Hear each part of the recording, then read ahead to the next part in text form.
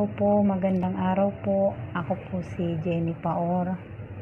Dito po ako para magpasalamat sa iHelp Visa Consultancy at sa mga staff po nito, kay Sir Vincent, Ma'am Jenny, Ma'am Sam at Ma'am Prency. Salamat po sa inyo dahil nagkaroon na po ako ng visa.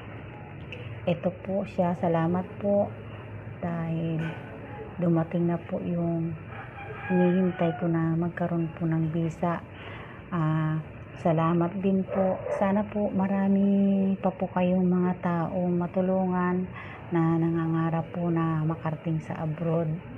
Maraming salamat po sa inyo.